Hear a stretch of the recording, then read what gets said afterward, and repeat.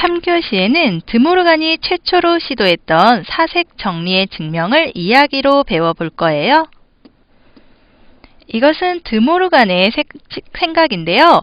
A2에 속한 지도에는 아래의 성질을 갖는 두 나라가 반드시 존재한다고 합니다. 어떤 두 나라가 이들은 다른 한 나라와 인접해 있다고 합니다. 그리고 A3에 속하는 지도에는요. 어떤 세 나라가 다른 두 나라와 인접해 있다고 해요. 그리고 A4에 속한 지도에는요. 어떤 네 나라가 다른 세 나라와 인접해 있다고 합니다. 그럼 A5에 속한 지도에는요. 어떤 다섯 나라가 있는데 이들은 다른 네 나라와 인접해 있는 것. 이러한 경우들을 생각해 보는 겁니다. 여기에 그림을 보면은요. 다른 세 나라와 동시에 인접한 네 나라가 있지 않아요. 그렇다면 삼색으로 색칠이 가능할까요? 이것은 사색으로 색칠이 가능한 지도예요. 그러니까 A4의 원소가 됩니다. 하지만 드모르간의 규칙을 따르지 않고 있는 거죠. 결국 드모르간이 생각한 규칙은 A4에 있는 모든 지도에 공통으로 성립하는 성질이 아니에요.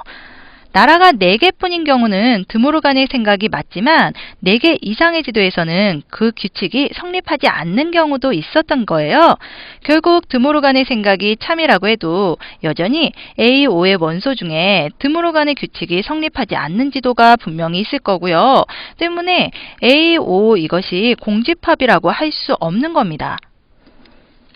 옛날 다섯 왕자를 둔 임금님이 왕국을 다섯 나라로 나눠서 다른 네 왕자들의 나라들과 서로 국경선을 공유하고 만나는 국경선은 점이 되면 안 되게 그렇게 나라를 나누어서 다스리라고 했어요. 거기에다가 자기 나라의 궁전을 세우는데 자신의 궁전을 나머지 네 궁전과 직접 연결하는 도로를 건설해야 되는데 어떤 두 도로도 서로 연결되거나 다른 도로를 가로질러서는 안 된다고 하네요.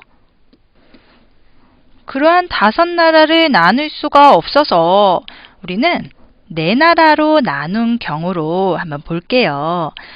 여기에서 도로를 그려보는 겁니다. 지도 위에 도로를 그리고요. 그리고 지도를 지워주면은요. 두 나라를 연결하는 도로를 그릴 수 있다는 것과 두 나라가 인접해 있다는 것이 같은 뜻이 되네요. 3교시 내용 정리하면요. 드모르간이 생각했던 사색으로 색칠 가능한 지도의 특징이 적용되지 않는 지도가 있어요. 두 나라가 인접해 있으면 두 나라 사이에 두 나라의 영토만 지나는 도로를 만들 수가 있고요. 반대로 그런 도로를 만들 수 있다면 반드시 두 나라는 국경이 서로 맞닿고 있습니다. 사색 정리의 해결은요. 지도 제작자에게는 별로 큰 도움을 주지 못했지만 수학의 한 분야인 그래프 이론을 개척하는 선구자 역할을 했다고 합니다.